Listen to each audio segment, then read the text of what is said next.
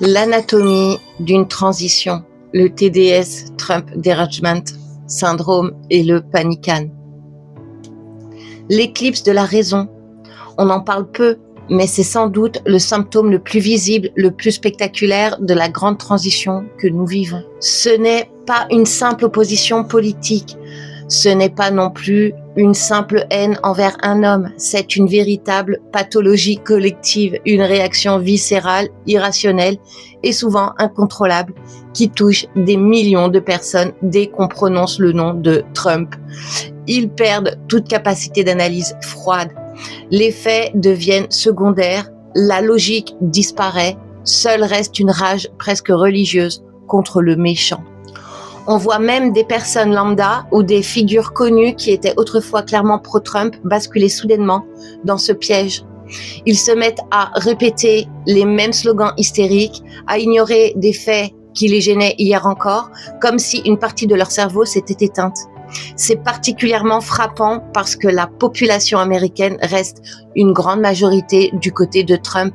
Malgré tout le bruit médiatique, les sondages et l'énergie sur le terrain montrent que le soutien populaire est toujours massif. Le TDS ne touche donc pas l'Amérique profonde, mais surtout une bulle qui refuse le changement. Ce syndrome touche particulièrement les pays occidentaux et la France fait partie des plus touchés, sans doute à cause de son histoire, de son attachement aux institutions européennes et de son élite qui a toujours vu Trump comme une menace essentielle pour son modèle. Ici, le TDS se mélange souvent à un anti-américanisme viscéral et à une peur panique de tout ce qui pourrait dérégler le système. On peut légitimement considérer que le TDS comme une véritable épidémie psychologique, une contagion émotionnelle qui se propage via les médias, les réseaux sociaux et les cercles de pouvoir amplifiés par la peur du changement. Et c'est précisément là que tout se connecte à ce que nous disons depuis le début. Dans le grand film que nous regardons, Trump joue le rôle du disrupteur, du chaos apparent, du danger pour la démocratie. Les médias dominants, désormais en grande partie sous contrôle, continue de le diaboliser exactement comme avant, parce que le public doit encore croire que le spectacle est réel. Mais plus le scénario avance, plus cette diabolisation devient absurde, exagérée, hystérique. Et c'est cette hystérie que l'on appelle TDS. On observe exactement le même phénomène avec ce que les Américains appellent le Panican, American in Panic.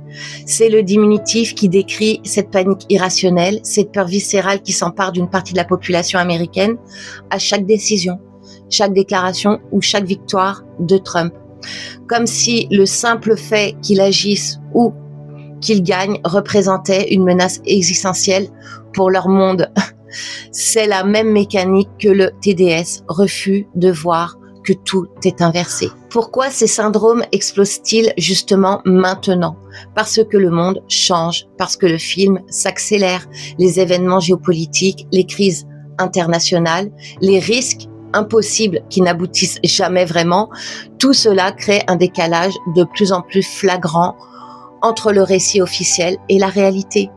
Les gens qui sont encore profondément ancrés dans l'ancien système le ressentent dans leur corps, un malaise, une perte de repère. Alors, au lieu d'accepter que tout est inversé, ils tombent dans le TDS ou le Panican. C'est leur bouclier, leur dernière ancre dans l'ancien monde. Le TDS, le Panican, ne sont pas seulement des réactions émotionnelles.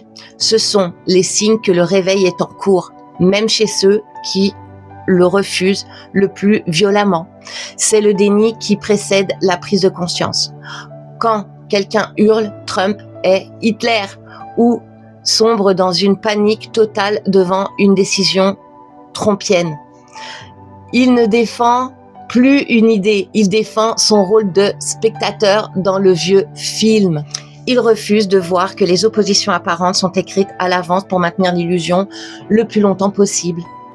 Plus le public commence à repérer les ficelles, les timings trop parfaits, les crises qui n'explosent jamais vraiment, les médias qui exagèrent jusqu'à l'absurde tout en laissant parfois filtrer des vérités, plus le TDS et le panican s'intensifient chez ceux qui ne sont pas encore prêts.